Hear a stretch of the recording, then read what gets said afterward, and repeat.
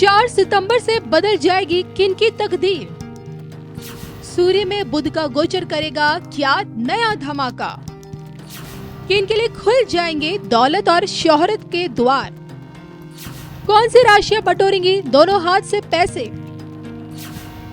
देखिए सिर्फ धर्म ज्ञान पर।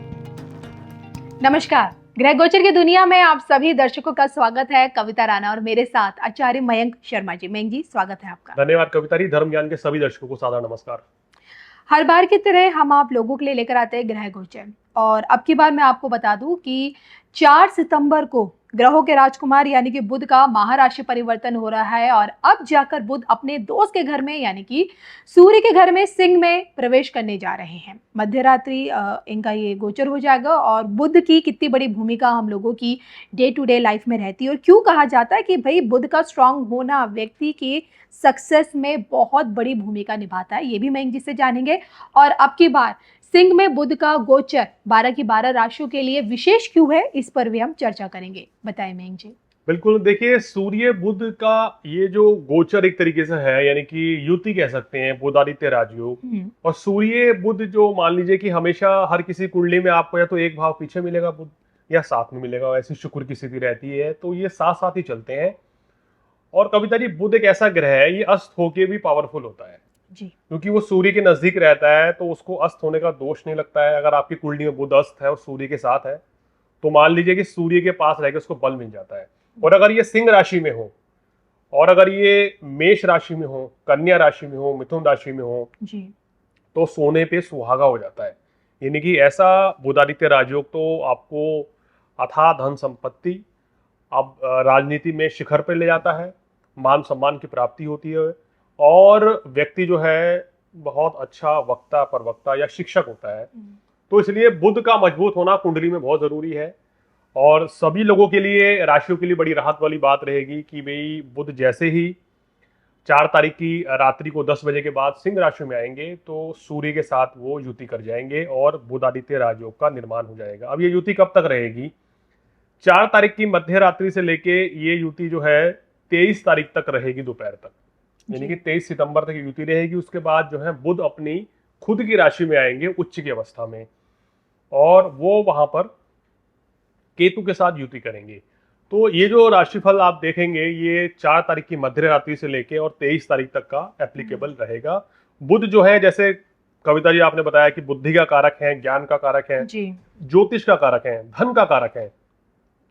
तो ये बहुत इंपॉर्टेंट होता है कि भाई अगर बुध आपकी कुंडली में मजबूत है तो हम कहते हैं कि भाई आप अपना बिजनेस करना चाहिए, क्योंकि धन संचय होने के योग बनते हैं।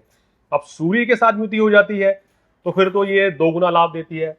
सूर्य बुध की युति हमने कितने ही राजनेताओं की कुंडली में देखी है कि अगर अच्छी स्थिति में हो, केंद्र में बैठे हो या त्रिकोण में हो, तो ये आपको राजनीति में शिखर पर भी ले जाते हैं। तो ये युति होने से काफी राशियों को बड़ा जबरदस्त लाभ मिलेगा।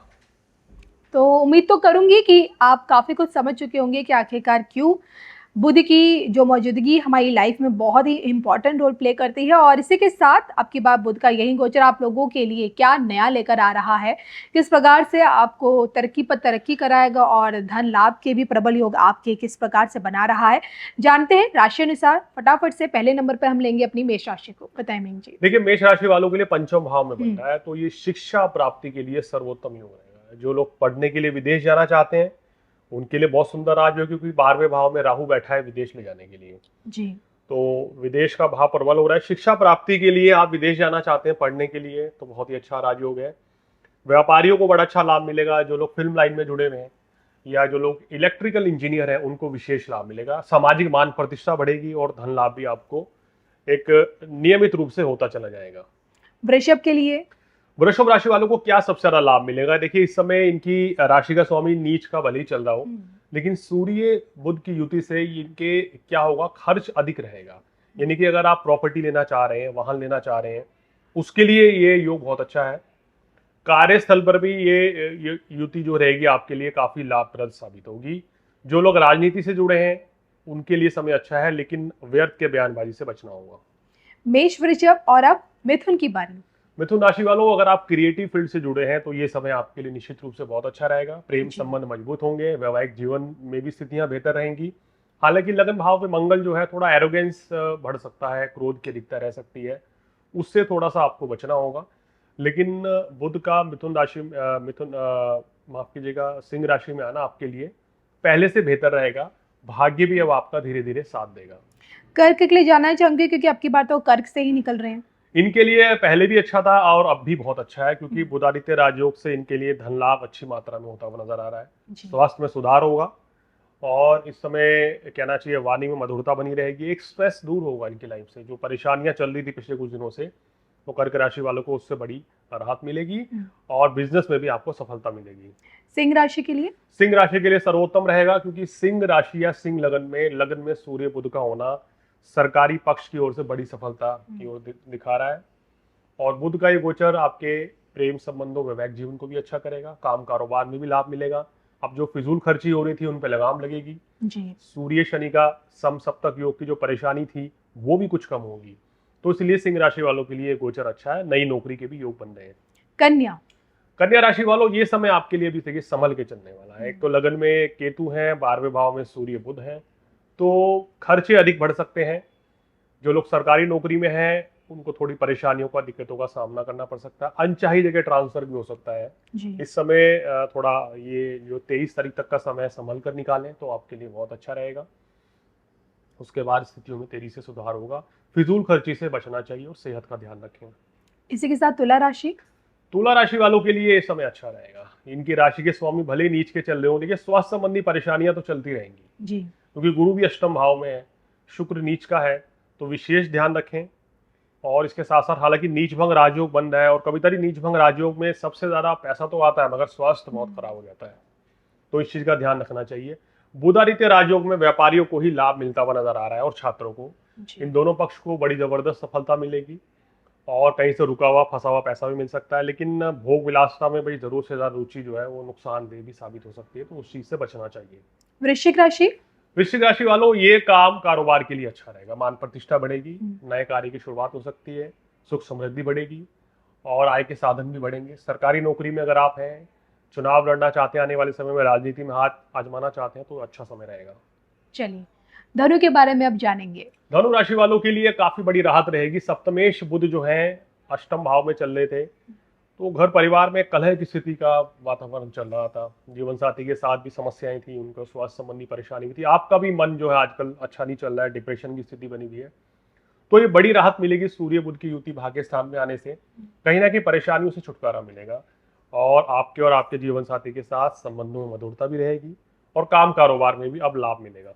मकर के लिए अच्छे दिनों की शुरुआत। मकर राशि वालों अष्टम भाव में है, तो अष्टम भाव में बुधादित्य राजयोग उतना पावरफुल नहीं होता है। धर्म कर्म से जुड़े लोगों के लिए, पूजा पाठ करते हैं, ज्योतिषी हैं, वास्तुविद हैं, तो ये अच्छा रहेगा। अदरवाइज तो ये युति एक संकेत दे रही है कि अभी कार्य व्यवसाय में थोड़े दिन परिवर्तन ना करें। 23 तारीख तक तो चीजों में फिर तेजी से सुधार होगा। कुंभ राशि वालों के लिए इस समय शुक्र की स्थिति अच्छी नहीं है और शनि भी लगन में है, तो आपके दो मुख्य ग्रह जो हैं वो परेशानी में है। लेकिन बुध के सप्तम भाव में सूर्य के साथ आने से थोड़ी सी राहत मिलेगी, यानी कि कुंभ राशि वालों को बुध का ये गोचर अल्प लाभ जरूर देगा।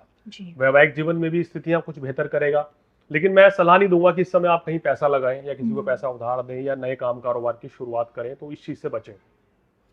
इसी के साथ आखिरी राशि मीन पर चर्चा करें। मीन राशि वालों, ये समय थोड़ा संभल कर चलने का रहेगा। विरोधी जो है आपके खिलाफ कुछ षड्यंत्र रह सकते हैं। सुख साधनों में कुछ कमी रह सकती है। घर परिवार से दूर के जाने के योग बन रहे हैं आपके। यात्राएं काफी करनी पड़ेंगी, तो अपनी सेहत का ध्यान रखें, अपने सामान दस्तावेज का ध्यान रखें और किसी के साथ वाद विवाद से बचें। और इस समय कोई भी नए कार्य की शुरुआत ना करें, पैसा किसी को उधार मत दें। तो ये सावधानियां रखेंगे तो ये आपके लिए बेहतर रहेगा। बिल्कुल। तो सूर्य और बुध की युति, बुधादित्य राजयोग और ऊपर से बुध का यही महागोचर, वो भी सिंह में, आप लोगों के लिए कैसा रहेगा ये तो हमने वहीं जिसे जानी। और इसी के साथ जाते जाते एक सरल उपाय आप लोगों के लिए। देखिए, उपाय के तौर पे वैसे तो बुधादित्य राजयोग जिन राशियों के लिए हमने बताया कि थोड़ा भारी रहेगा, उनको क्या करना चाहिए, गणेश जी की वंदना करें, गणेश जी की आरती करें जी। ओम गणपते नमः इस मंत्र का जाप करें। गणेश जी को बुधवार के दिन सिंदूर, इलायची चढ़ाएं तो विशेष लाभ मिलेगा और आपको सभी तरह के कष्टों से छुटकारा मिल जाएगा। चलिए, उम्मीद करूंगी कि आपको ये वीडियो जरूर पसंद आएगा और मुझे मयंक जी को दोनों को इजाजत दीजिए। नमस्कार।